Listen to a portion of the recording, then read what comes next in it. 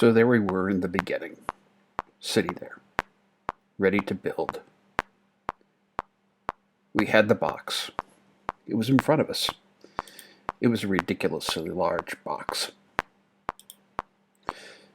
So we called, looked at the box, we looked at the instructions, we realized this was really good, especially because we didn't know how to read. This would have been a slight problem. So we said, hey, why don't we just get ourselves together? There was us. So we decided to call a few of our friends. Hey, what could go wrong? So we called some of our best friends around. There was George and Jimmy and Tom and Santa and maybe Joe and Jeff and some other people with J names that I don't really remember. And then there was Buddy. Buddy was the guy who had the tools. It was good that Buddy had the tools. You know why? Because Buddy was the one guy who had the tools. That was Buddy. Buddy was good. But of course, we also did indeed have Santa. Santa had a bag, but the bag didn't have any tools in it. So that was a problem.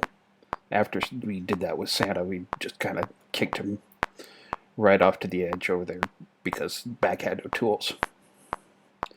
So we asked Tommy what he brought, and he said, hey, I've got a gun. Which is great, except that it wasn't a tool. We asked Timmy what he had. He said, hey, I've got 2 guns. We said, hey, it sounded like a scout camp out.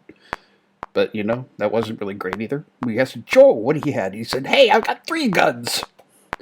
Okay, now it's getting ridiculous. What about you, George?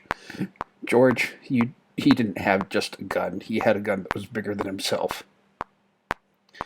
It was all getting ridiculous. But that wouldn't stop us. So we went ahead and we got the pieces together. We uncovered Adam and Eve, the gigantic clay sculptures. They were unclothed. We couldn't figure out what to do with them, but we just set them aside and started to put the pieces together of the house. We carefully clambered all over them, trying to put them together. Figured out that piece A went with piece B, and piece C went with piece D, and it turned out we didn't really know how to build anything. Even this Amish barn raising that we were trying to do just wasn't working out all that well for us. But that's okay. It was just Amish, Everything that we were doing was just trying to work perfectly. So instead, we decided to do what we're supposed to do, get out the tray. We got out the tray and we put things in the tray and tried to stand things up in the tray, and we decided to take the great Adam sculpture and stick him in the corner because, that's what you do with Adam sculptures. They're just standing there for no particular reason. You put them in the corner, and then everything, of course, fell down. And then the guy from the HOA came over on his horse, and he said, hey, look, your house, it's got to look like this other house. Why? Because the other house looks perfect. And, of course, it looks perfect. So what we did was we all ganged up on the guy in the HOA and pushed him over because, that's what we do.